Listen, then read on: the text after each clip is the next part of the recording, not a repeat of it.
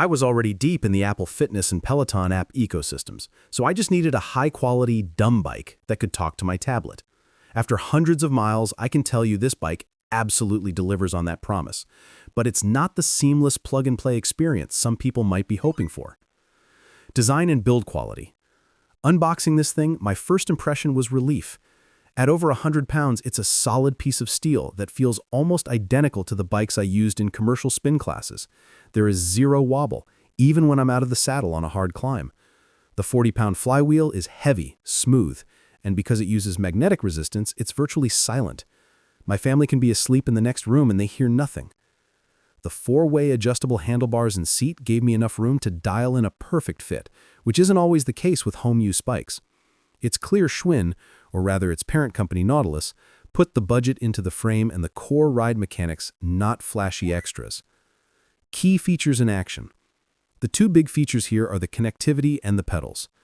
First, the Bluetooth. It just works. I fire up the Peloton app on my iPad, start a class, and the bike's console immediately starts broadcasting my cadence and heart rate from the included armband directly to the app. It's fantastic. The same goes for Zwift, where the bike also sends its resistance level. This open platform is the IC4's superpower. I'm not locked into one service. Second, the dual-sided pedals. This is a huge value add. One side is a standard toe cage for any athletic shoe, and the other side is an SPD clip. My wife uses running shoes in the cages, and I clip in with my cycling shoes for a more serious ride. Not having to immediately spend another $100 on new pedals is a massive win. The included 3-pound dumbbells are a nice touch and snap right into their cradles, making them easy to grab for those arms and intervals classes.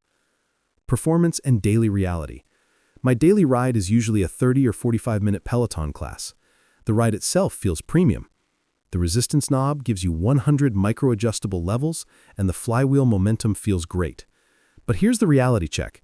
The bike's resistance numbers do not match Peloton's. When an instructor yells, "set resistance to 40," that is not a 40 on the IC4's dial. I had to buy a $10 conversion chart decal from Etsy to stick on my bike.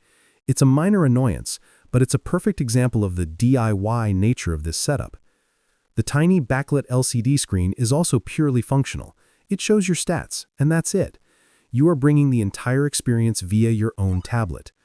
Limitations and trade-offs. The biggest trade-off is the lack of integration. You will not show up on the Peloton leaderboard. You are, and always will be, a ghost in their system, visible only by your cadence. If a big part of your motivation is competing with friends, this is a deal-breaker. My other gripe is the assembly. I've seen the horror stories online about stripped pedal cranks, and it's almost always due to users cross-threading them during setup. You have to be patient and careful. Finally, the included heart rate armband is just okay.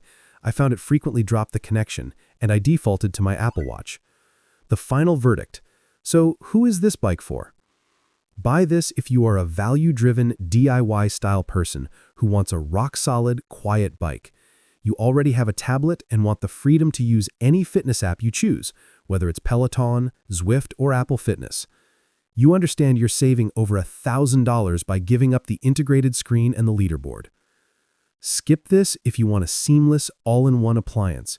If you hate troubleshooting, don't want to use conversion charts, or get motivated by competing on a leaderboard, this bike will frustrate you. In that case, you're better off spending the extra money for the real Peloton.